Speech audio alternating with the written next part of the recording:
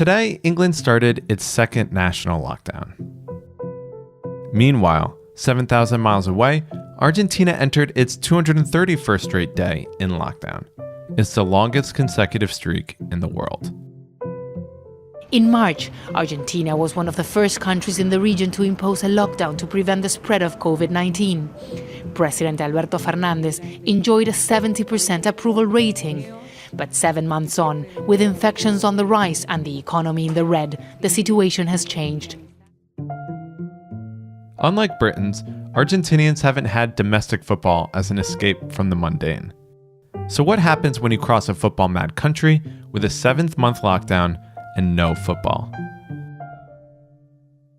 Today we ask, what happened when football disappeared from Argentina?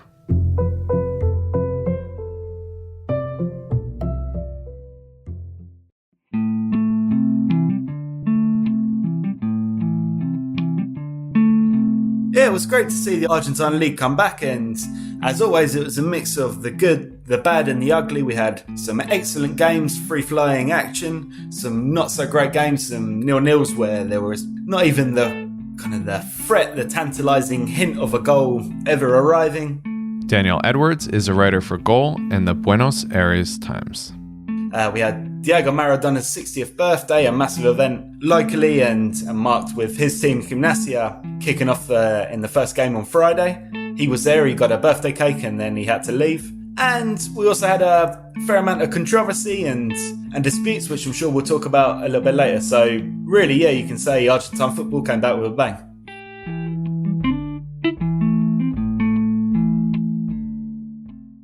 For a little bit of background, when did you first start living in Argentina and what brought you there?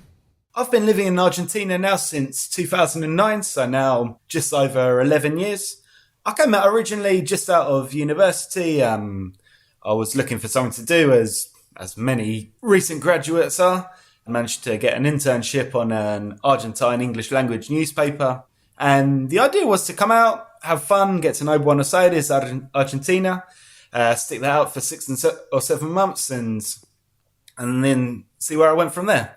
But I found that, the way of life in Argentina really agreed with me. I thought it was a fascinating country. The football as well, I'd say it made me fall in love with football again after kind of drifting away from it a bit during my time at university and kind of my early 20s. So that all really helped. I was lucky enough to get work out here as well, following local football, South American football, and it just blossomed from there.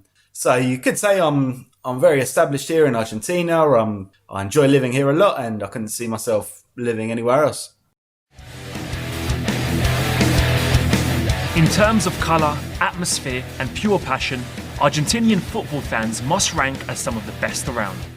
I think most people listening know how rabid Argentina football fans are. But, for those that don't or maybe don't appreciate to the level, can you kind of describe the fan culture there and the fandom?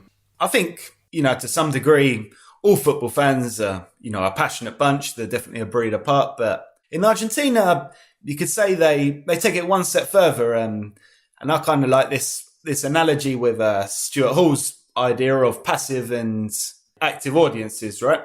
And what you see in Argentine football, in all South American football really, but particularly in Argentina, is just a very active audience. These are guys who think that their every move, their every song, whatever they do, it's actually gonna, it really does push the team on. So that's why they're all in the terraces, they're jumping around, they create this, party, mosh pit atmosphere almost with the drums, the flares, the fireworks.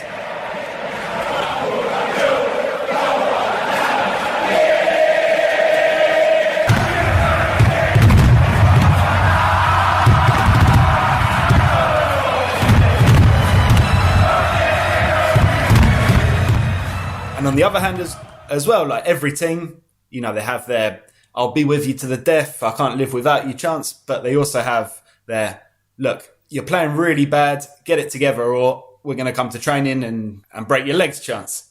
And their insults, the jeers, the whistles, that's as much a part of it as the positive stuff. So it's this idea that the team is everything, more than any particular player, any particular coach, any particular transfer. It's just this emotional bond that you have with a team, which makes, fans travel thousands of miles across Argentina for away days, travel across South America in just very precarious conditions to follow their team. And, the team is an extension of yourself. It's not just the team you follow because you like the football. It's almost life. It's a part of you. Con alguna información de último momento, ya se ha emitido un comunicado, un pedido del gobierno a la AFA y Superliga de que se suspenda, algo que veníamos manejando, de que se suspenda el fútbol, de que no se juega el fútbol en la República Argentina.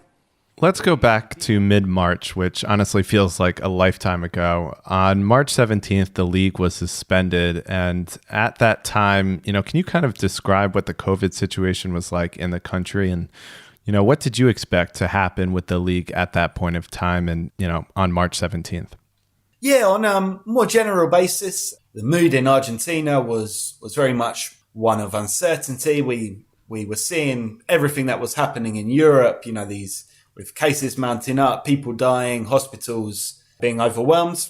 At that point, the situation here was relatively minor. I think in March, we were getting less than 100 cases a day. So definitely incomparable to what was going on in France, Spain, Italy, the UK. But there was also this sense that, if we don't do things right, that's going to be us.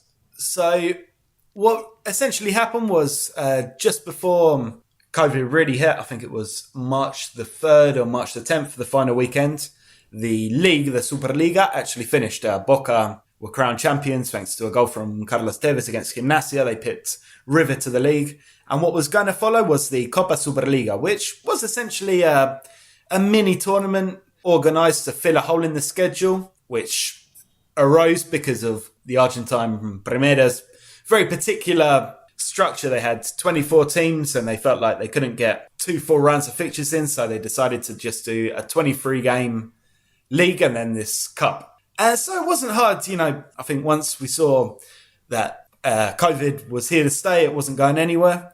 It really was an easy, uncontroversial decision to cancel it. They only managed to play one weekend behind closed doors. River, in fact, refused to play their game because of the perceived risks of infection. And after that, the idea was originally to keep it going, but there really wasn't much surprise when I think the Monday after the first games, they just decided to knock it on the head. Now, you said that this wasn't really a controversial decision, but, you also said at the time there wasn't that many cases going on in Argentina. And we just said earlier how rabid, the fans are down there, in a, good or bad way, however you want to look at it. But, you're saying that there wasn't any pushback on them canceling this Copa Superliga? No, there wasn't, to be honest, because the consensus at the time, it was extremely strong. I remember it.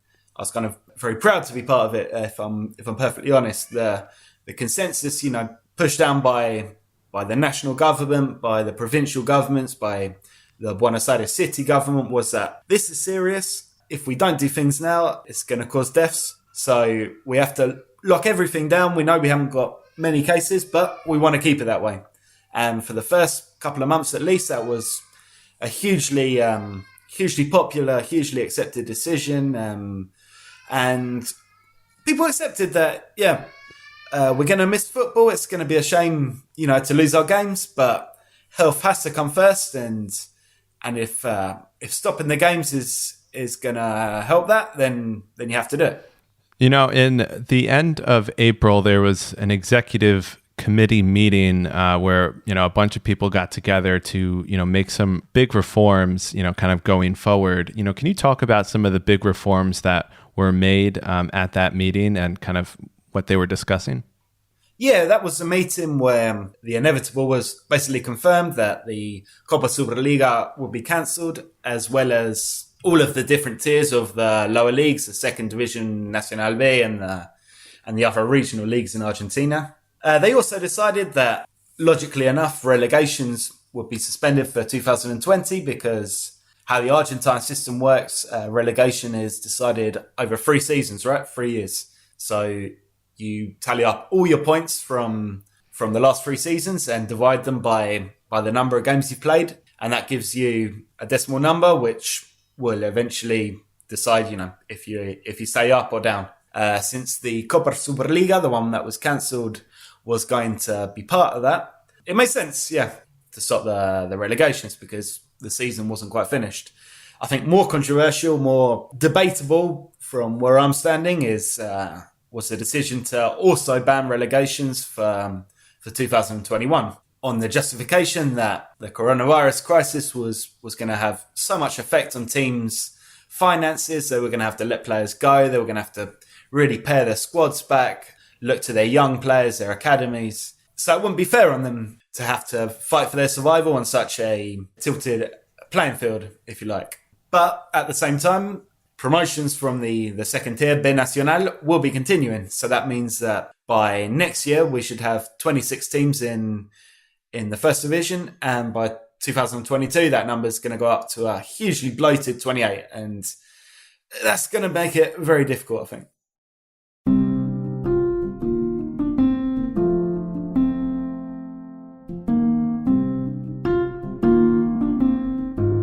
So we're talking about the end of April, and of course, COVID only got worse and worse in Argentina and in all of South America. As the months dragged on, how did people there cope without having football? How did you cope? I mean, for me, it was especially difficult because I am a football journalist, and without football, I found it very hard to write about things. I enjoyed it in a sense in that I'm also a bit of a historian, so thanks to my employers, I was able to really get to grips with some more historical based articles looking into the golden days of Argentine football, and they helped get me through it. And I've got a 15-month-old son, and he keeps me extremely busy, so often it felt like I didn't really have that much time to be watching football. And I think that was the case for many people. A lot of people during this time, their priority was just staying safe, trying to establish some kind of normality in exceptional circumstances. And so possibly, a lot of things were missed. I couldn't say if football was the biggest one that was missed. I have a lot of friends here who I go to the stadium with, who I watch every game with. They're fanatics, as much fanatics as anyone, and I've got the feeling everyone just sort of got on with it. Obviously, they would have liked football to come back, and any kind of talk of football they were watching, they were regurgitating, still kind of keeping it alive. But I was, kind of surprised that on the whole, football was missed, but it didn't become a matter of life and death, so to say.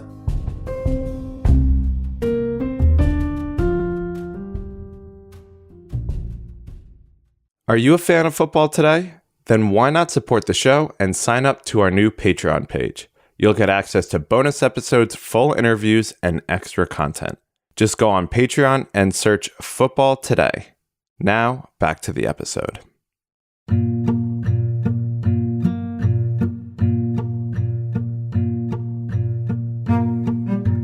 So players and clubs in Argentina started to resume training in the beginning of August or mid-August. Yet the league didn't restart until 3 months later. Why is that? So the reason clubs began training in the first place was largely out of Argentina's hands. This was because in CONMEBOL, the South American governing body, they decided that they couldn't hold off on the Copa Libertadores, our main continental competition, anymore. So they decided to resume the group stages mid-September. Argentina, at that point, had 5 different participants in the Libertadores. They had Boca, Racing, River, Defensa y Justicia, and Tigre. And obviously, if they were to have any kind of chance of progressing or doing anything, they had to start training again. So the dispensation, I think first of all, Argentina fought the decision to bring the Libertadores back so early. They said that the guarantees, the provisions for avoiding infection weren't in place, which, has been proved half correct since. But they lost out, and so those clubs in the Copa had to come back, and once they were back, obviously the other clubs said, hey, why can't we come back? So they really had no choice but to just open it up to everyone. It wasn't part of any concerted plan. I don't think it was just out of necessity. And I think everyone understood at that point that while clubs might be training again, that didn't mean that a return for the league was on the horizon at any kind of imminent point. Now, one of the principal reasons that sport returned in Europe was obviously for financial reasons and clubs worrying about kind of going bust or not being able to sustain further. What has been the financial fallout of COVID on Argentinian football and Argentinian clubs?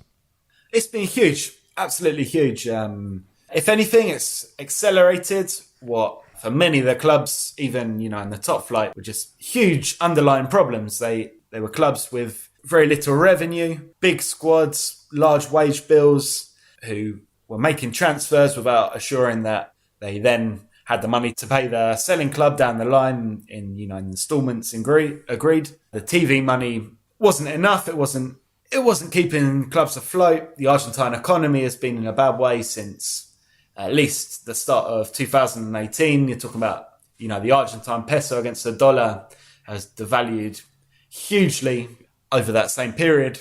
And with all that, you had COVID to the mix, and it's just a perfect storm. What you've seen is at the bottom of the top flight and definitely in the lower leagues, clubs have been devastated, and guys like Central Córdoba, who are one of the newcomers in the league, they're from Santiago del Estero up in the north of Argentina. What's happened is they've essentially changed their entire squad since March. They've signed 17 new players and sold about 20 or 21. All of these moves are either free transfers or short-term loans or kind of anything which doesn't cost money. At the top, you could say the likes of Boca, River, Racing have been okay because they were a little bit more robust going into the crisis, and they do have the assets on their teams to sell if needed. River in particular, they sold the Colombian Juan Quintero and the defender Lucas Martinez Cuarta. He went to Fiorentina, so that gave some a much needed influx of income. But then you have teams like Independiente, who have been overstretched massively for the last couple of years, and they've had a situation this winter where kind of half of their squad has gone into rebellion, either pushing legal action against the club for unpaid wages or declaring themselves free agents for the same reason. So it's been very tough, and it's going to have big effects, I think. Sounds like it's driven the inequality, in the Argentinian league further apart. The teams at the top being okay, and maybe even hoarding and getting some new talent in, compared to the teams at the bottom who have had to essentially give up entire squads. Yeah, absolutely. I think that's spot on. Lanús played Boca on Saturday night, and all but 2 or 3 of their starting lineup were youth players, guys 21 or under, and guys who had come up through the system, which in a way is laudable, but it's also very difficult when you compare it to a team like Boca, who have so much more financial power and were able to sign players in this recess. Viviendo River y Banfield, de la Cruz, el centro, al borre, gol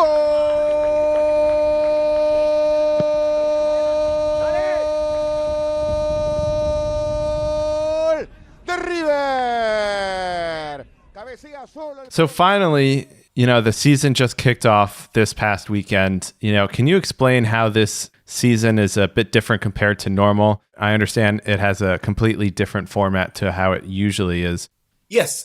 First of all, it's not technically a league season. This will go down in history as a cup. So it won't count in the team's, overall count of league trophies or what have you. It will go down in the same category as the Copa Argentina, these super cups that they like playing. And then the league season will eventually, with a bit of luck, kick off in February, from February to December. Apart from that, the format is different. It is indeed a cup format. What we have is 6 groups of 4 different teams. They will all play each other home and away inside the group. The top 2 go through to the Copa de Campeones, something like that. I can't remember the exact name. So that will leave 12, and they will go into another group phase.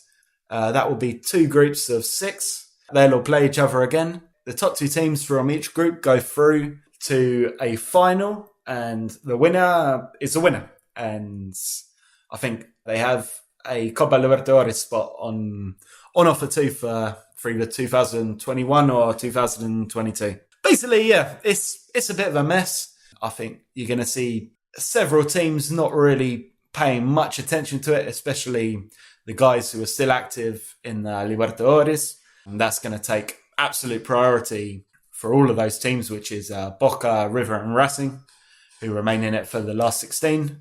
So what you can expect to see if those teams go deep into the Copa is lots of mixed teams, lots of reserves and substitutes playing in the league. It'll be a similar case for the Argentine teams in the second tier Copa Sudamericana, who will also be playing a lot of reserves and substitutes in the domestic game. So you get the feeling that they had to do something. They had to put some kind of football on for the clubs, if nothing else, just to justify kind of their TV contracts and get people making money again. But it really is a case of just seeing out the clock until the end of the year, and then in February trying to do something a little bit more organised and more serious. You know, watching the first round of games, what was it like seeing Argentinian football without the fans, which are such a huge presence in every game? Yeah, I mean, what you can say is that it's not an unheard of occurrence, because stadium bans are far more common over here than you could say in Europe. Fans misbehaving, lighting up flares and fireworks or other kind of misdemeanors. The go-to punishment tends to be, 1 or 2 games behind closed doors. So we're used to it, not on a blanket extended basis, but it's something that has been seen and we're not entirely unaccustomed to. I do find weird, it might be a strange one I see, because what we've had on the TV transmission so far is, these can chants, right? Where they've recorded the home side's fans and just played that over the broadcast. And I was watching my club, Racing, last night, and they played awful. They lost 4-1 at home, really didn't have any answer, and not against, one of the league's strongest teams, against pretty mediocre team, playing a load of subs as well for the reason I just said about for their continental commitments. And yet kind of the chants just seemed off, because they were all encouraging and you couldn't hear anyone, yelling or insulting the players or singing any threats. So probably more than anything, that seemed a little bit off for me. Okay, well, I want to zoom out a bit. For me, one of the things that has helped me get through this really kind of dark and difficult period has been sports, specifically football. And, this might be a difficult question for you to answer, but do you think that the mental health of people in Argentina has suffered because there hasn't been this football to watch or, distract them? Or maybe they just watch European football instead and got their fix that way? No, I think lockdown, of course, it's been hard on many, many people here. Psychologically, obviously, all these months of lockdown have taken their toll, I think, on me, on my partner, my partner's family, my friends. Football, it's extremely important, but it's also as a sport, but it's also important as a part of your social life. Probably the things I miss most, going to games, getting together with my friends in bars and coffee shops and chatting over last night's match. Probably the biggest loss, I'd say, if we're talking about kind of psychological absences for Argentine people, are these family gatherings, the Sunday barbecue, getting together for dinner, getting together for birthdays. I think more than in Europe or perhaps the States, kind of the family, the home is the center of your social life, and if everyone's kind of isolated in their own bubbles, it makes it very difficult. Football, as I say, is probably minor in comparison to kind of the biggest issues and what's most caused damage, but now it's back. Yeah, it's nice to have the distraction, I'm not going to lie.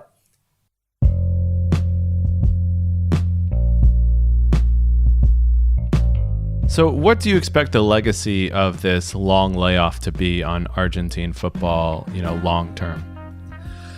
I mean, long term, in terms of Argentine football, is an extremely difficult concept. I think the best way to say it is to use the old parlance. In the long run, we'll all be dead.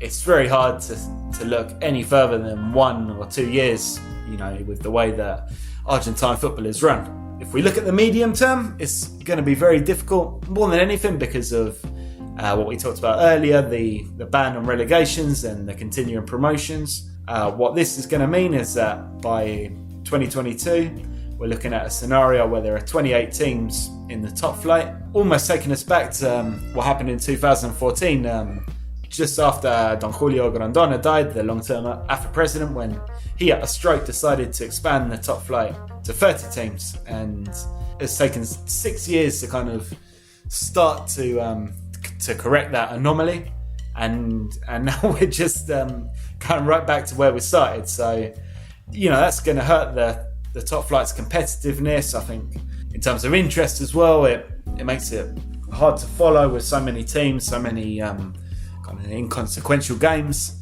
and that's definitely going to be a struggle to get back from.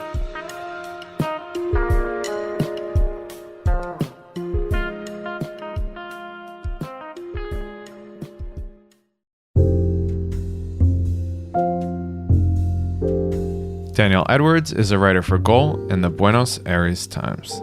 The music for this episode was provided under the Creative Commons license by Blue Dot Sessions, and you can find more information about those music tracks in our episode show notes. This episode was produced by myself. I'm Josh Schneider-Weiler, and thanks for listening to Football Today. And before you go, if you're a fan of the show and would like to support us, please sign up to our Patreon page where you'll get access to bonus episodes and extra content. And if you can't spare the cash, please tell a friend instead. Thanks for joining us, and we'll see you next time.